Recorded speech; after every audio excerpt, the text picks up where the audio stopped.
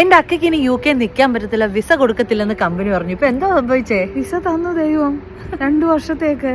എനിക്കും എന്റെ ഫാമിലിക്കും വീണ്ടും കണ്ടിന്യൂ ചെയ്യാൻ തക്കവണ്ണം ദൈവം കൃപ ചെയ്തു. ആമേൻ ആമേൻ. 2024 സെപ്റ്റംബർ 26 എന്റെ അക്ക നൈറ്റ് ഡ്യൂട്ടിക്ക് പോകാൻ നേരത്ത് ലെസ്റ്ററിൽ വെച്ചൊരു ആക്സിഡന്റ് ഉണ്ടായത്. ആ സമയത്ത് ഡാഡിയും മമ്മിയും എന്റെ കൂടെ ലണ്ടനിലായിരുന്നു കേട്ടോ. പ്രയർ ചെയ്തുകൊണ്ടിരിക്കാൻ നേരത്താണ് റേച്ചാന്റെ അക്കയുടെയും കോള് വന്നത്. ആക്സിഡന്റ് സംഭവിച്ചു, സർജറി ഉടനെ തന്നെ വേണമെന്ന്. അത്യാവശ്യം വലിയൊരു സർജറി തന്നെയായിരുന്നു. സ്ക്രൂവിന്റെ അളവുകളൊക്കെ കാണുമ്പോൾ നിങ്ങൾക്ക് മനസ്സിലായി കാണുമല്ലോ. 6 മാസം റെസ്റ്റ് ആണ് പറഞ്ഞത്. നവംബർ ഫസ്റ്റ് വീക്കോട് കൂടി മമ്മിക്കും ഡാഡിക്കും തിരിച്ച് നാട്ടിൽ പോകേണ്ട സമയമായി. പിന്നെ റേച്ചാന് ഡ്യൂട്ടി ഉണ്ട്. അക്ക ഈ കാലം വെച്ചിട്ടാണ് കുഞ്ഞുങ്ങളെ സ്കൂളിൽ വിടുന്നതും കുക്ക് ചെയ്യുന്നതും എല്ലാം. ഡിസംബർ ലാസ്റ്റ് വീക്ക് ഒക്കെ ആയപ്പോഴത്തേക്ക് അക്കയ്ക്ക് ജനുവരി 15 തൊട്ടിട്ടുള്ള ഡ്യൂട്ടി റോട്ട മെയിൽ വന്നിട്ടുണ്ടായിരുന്നു. വേണമെങ്കിൽ ജോയിൻ ചെയ്യാന്നുള്ള രീതി. അപ്പോഴത്തേക്ക് 3 മാസം ആകുന്നതേ ഉള്ളൂ. ഫുള്ളി റിക്കവറും ചെയ്തിട്ടില്ല. രണ്ടും കൽപ്പിച്ച് അക്ക ദൈവത്തെ സമർപ്പിച്ചിട്ട് ജനുവരി 15 ജോയിൻ ചെയ്യാൻ തീരുമാനിച്ചു. ജനുവരി 13 അക്കയ്ക്ക് മെയിൽ വരികയാണ്. COS ഇനി റിന്യൂ ചെയ്ത് തരത്തില്ല, വേറെ എവിടെയെങ്കിലും അപ്ലൈ ചെയ്തോളൂ എന്ന്. അക്ക അപ്പൊ തിരിച്ചു മെയിൽ അയച്ചു, എന്തുകൊണ്ടാണ് ഇങ്ങനെ ഒരു മെസ്സേജ് എനിക്ക് വന്നതെന്ന്. അപ്പൊ പുള്ളി പറഞ്ഞു, നിങ്ങളിപ്പോ സിക്ക് ലീവ് അല്ലേ, വന്നതിന് ശേഷം ഡയറക്റ്റ് സംസാരിക്കാം. അപ്പൊ അക്കയുടെ കൂടെയുള്ള 2-3 ആളുകൾക്ക്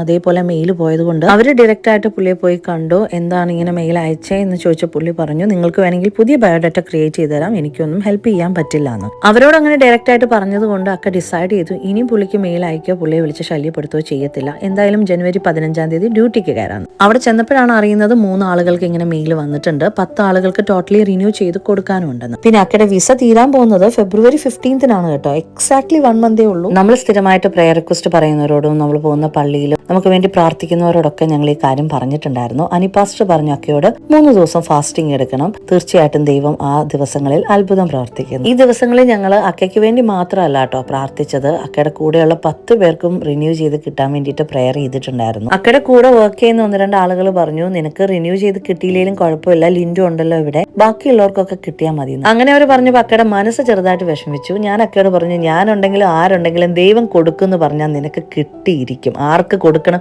എപ്പോ കൊടുക്കണം എന്ന് ദൈവം തീരുമാനിക്കും. ഫാസ്റ്റിംഗിന്റെ സെക്കൻഡ് ഡേ അക്കയ്ക്ക് ഒരു ട്രെയിനിങ് ഉണ്ടായിരുന്നു കേട്ടോ. ട്രെയിനിങ് കഴിഞ്ഞ് പിള്ളേരെ വിളിക്കാൻ വേണ്ടി സ്കൂളിലേക്ക് പോകാൻ തുടങ്ങിയപ്പോൾ മെയിൽ വന്നിരിക്കുന്നു, അക്കയ്ക്ക് COS റിന്യൂ ചെയ്ത് കൊടുക്കും, അവരിൽ വന്നിട്ടുള്ള ഒരു ടെക്നിക്കൽ എറർ ആണ് എന്ന് ചോദിച്ചുകൊണ്ട് ഒരു അപ്പോളജൈസ് ലെറ്റർ. ഞാൻ ഇന്നിവിടെ ഇത് ഷെയർ ചെയ്യുന്നത് വേറെ ഒന്നും കൊണ്ടല്ല, ഇതുപോലെ ഫേസ് ചെയ്യുന്ന ഒരുപാട് പേര് നമുക്ക് ചുറ്റിനും കാണും. ഇത് കാണുന്നുണ്ടാകും, മക്കളില്ലാതെ വിഷമിക്കുന്നവർ, വീടിന് വേണ്ടി, ജോലിക്ക് വേണ്ടി, വിസയ്ക്ക് വേണ്ടി. അങ്ങനെയുള്ളവരോട് എനിക്ക് ഒന്നേ പറയാനുള്ളൂ, മനസ്സറിഞ്ഞ് അധ്വാനിക്കുന്നവന്റെ ജീവിതത്തിൽ ദൈവം അത്ഭുതം ചെയ്തിരിക്കും, അതും തക്ക സമയത്ത്. COS റിന്യൂ ചെയ്തെന്ന് മാത്രം പറഞ്ഞാൽ പോരല്ലോ, അതിന്റെ നമ്പർ കിട്ടിയാൽ മാത്രമേ അക്കയ്ക്ക് വിസ അപ്ലൈ ചെയ്യാൻ പറ്റത്തുള്ളൂ. ഫെബ്രുവരി 15 വിസ തീരുന്ന അക്കയ്ക്ക് ഫെബ്രുവരി 13 ഈവനിങ് ആണ് COS നമ്പർ കിട്ടുന്നത്. ഫെബ്രുവരി 14 അപ്ലൈ ചെയ്തു. കുടുംബമായിട്ട് അവർക്ക് വിസ കിട്ടി. പ്രാർത്ഥിച്ച എല്ലാവരെയും ദൈവം അനുഗ്രഹിക്കട്ടെ. ദൈവത്തെ മുറുകെ പിടിക്കുന്ന ആരെയും ദൈവം കൈവിടത്തില്ല. God bless you all.